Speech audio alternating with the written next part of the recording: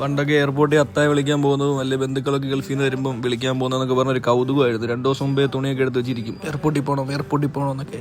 ഇപ്പം അതൊക്കെ മാറി, എന്തോ ഒരു രസമില്ല. ഹായ്, ഞാൻ doctor Fayad. Welcome to my Vietnam diaries. അങ്ങനെ നമ്മൾ വിയറ്റ്നാമിലെ യാത്രകളൊക്കെ മതിയാക്കി തിരിച്ച് നാട്ടിലോട്ട് പോവുകയാണ്. അപ്പോൾ നമുക്ക് ഡൽഹിയിൽ നിന്ന് കൊച്ചി അങ്ങനെ connection, Vietnam to Delhi, Delhi to Kochi. അപ്പോൾ ആദ്യം നമ്മൾ ചെക്ക് ഇൻ ചെയ്യാൻ പോയി ഞാൻ പാസ്പോർട്ടൊക്കെ കൊടുത്തു.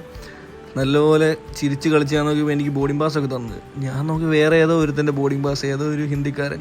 ഞാൻ അതും കൊണ്ട് പോയിരുന്ന എന്നെ അവന്മാർ എമിഗ്രേഷനിൽ പിടിച്ചേനെ. ബോർഡിംഗ് പാസ് മാറ്റി വേറെ ഏതോ പേരുള്ള ആളുടെ കെട്ടിയാണ് ഞാൻ മാറ്റാൻ കൊടുത്തേക്കും. Thank you. അങ്ങനെ നമ്മുടെ പേരടിച്ച സാധനം കിട്ടി.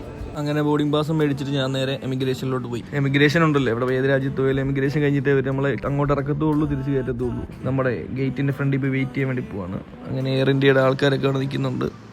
കുറച്ച് നേരം കഴിഞ്ഞപ്പോൾ ബസ് വന്ന് നമ്മൾ ബസ്സിൽ കയറിയിട്ടാണ് ഫ്ലൈറ്റിന് അങ്ങോട്ട് പോകുക. ചില ഫ്ലൈറ്റുകൾ അങ്ങനെയല്ല, നേരെ റാമ്പ് ഗേറ്റിൽ നിന്ന്